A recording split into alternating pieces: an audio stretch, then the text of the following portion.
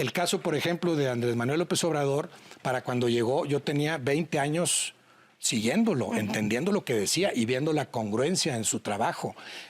Seguí muy de cerca el intento del desafuero lamentable de la oposición, encabezada por Vicente Fox, porque no sabían cómo quitarse ese que veían como un problema, porque era alguien que venía, ahora sí, con la intención de vulnerar sus privilegios de toda la vida.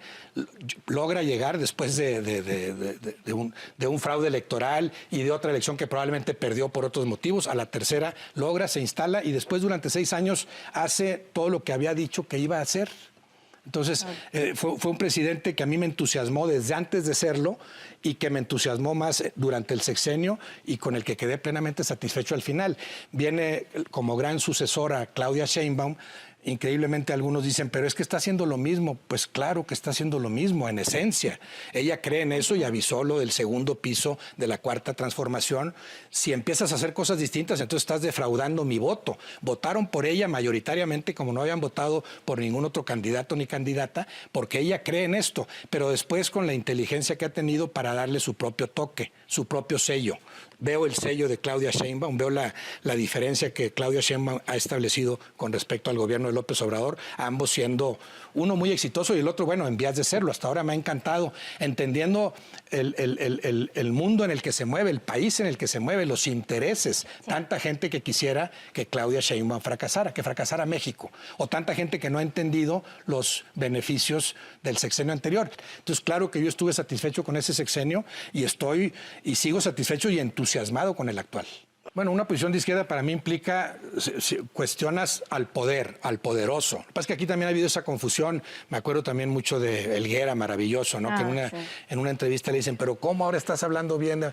Y él dice, pues yo tenía 50 años esperando un gobierno así. ¿Por qué voy a hablar mal? Ahí otra vez, a mí me sirvió el fútbol para entender, porque me ha servido muchas veces para ciertas analogías, ciertas cosas que se repiten en el fútbol y en la política.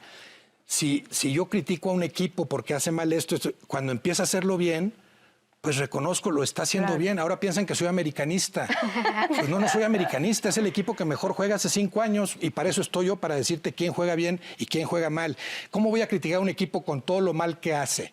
Y cuando empieza a hacerlo bien, lo sigo criticando porque hay que criticar al poder, porque hay que criticar al equipo. Pues no, ahí reconoces que ese equipo está jugando muy bien. Y piensan que soy medio veleta, porque antes dijiste que los Tigres eran muy buenos y ahora dices que son muy malos. Pues que cuando juegan bien, digo que juegan bien, y cuando juegan mal, también lo digo.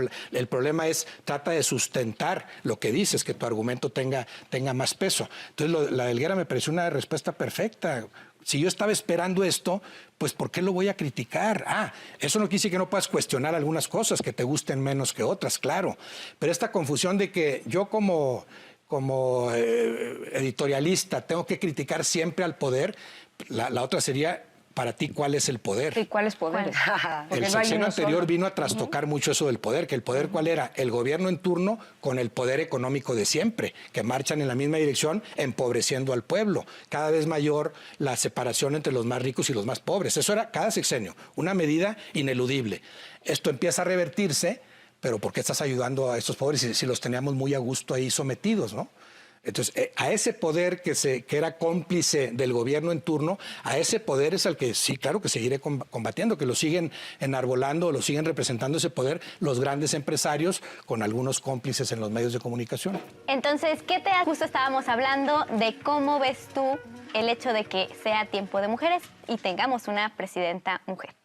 Lo veo maravilloso, me encanta, me entusiasma, porque no es nada más, no solo que sean mujeres, porque conozco al personaje en cuestión, porque he seguido su trayectoria, porque creo cabalmente en su defensa de la honestidad, su combate a la corrupción, porque la veo muy bien preparada en cuestiones políticas y bien asesorada en donde tiene que asesorarse, con ese pensamiento científico que es para mí muy importante, con una conciencia humanista que no cualquier gobernante tiene. Gran parte herencia de lo que ella fue, de lo que fue abrevando con López Obrador, por supuesto, pero lo que me gusta, que ya lo mencioné también, es que le ha dado su propio sello. Ahí está la mano de Claudia Sheinbaum, distinta en algunas cosas a la de AMLO, aunque respete e impulse y promueva esencialmente lo mismo.